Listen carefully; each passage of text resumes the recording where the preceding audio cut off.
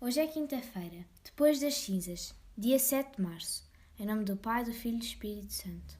Como era no princípio, agora e sempre. Amém. Criai em mim, Senhor, um coração puro.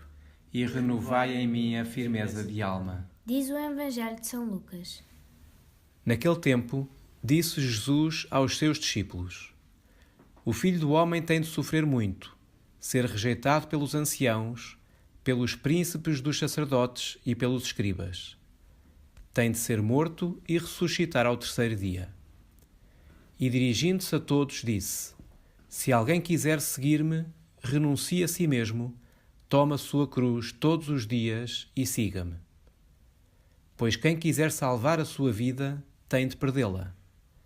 Mas quem perder a vida por minha causa, salvá-la-á. Na verdade, que aproveita ao homem ganhar o mundo inteiro, se vier a perder-se ou arruinar-se a si próprio? Jesus está a dizer-me que o caminho do bem, que me leva à felicidade, é difícil, que passa por sofrimentos.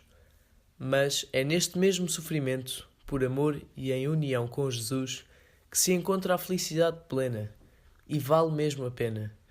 Mas hoje, Jesus avisa-me que se eu permanecer com Ele, nesses momentos difíceis, vou salvar a minha vida. Isto é, vou chegar com Ele à ressurreição, que é a felicidade para sempre. Jesus, quero permanecer sempre contigo, mesmo nos momentos mais difíceis e de sofrimento. Dá-me força de vontade para escolher sempre o teu caminho, em especial quando os outros me parecem mais fáceis e até melhores. É muito difícil perceber porque é que este caminho de alegria passa por momentos de sofrimento.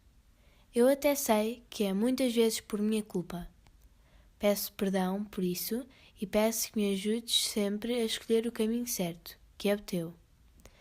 Porque eu acredito em ti, eu sei que o teu caminho é o da alegria, do amor e da felicidade.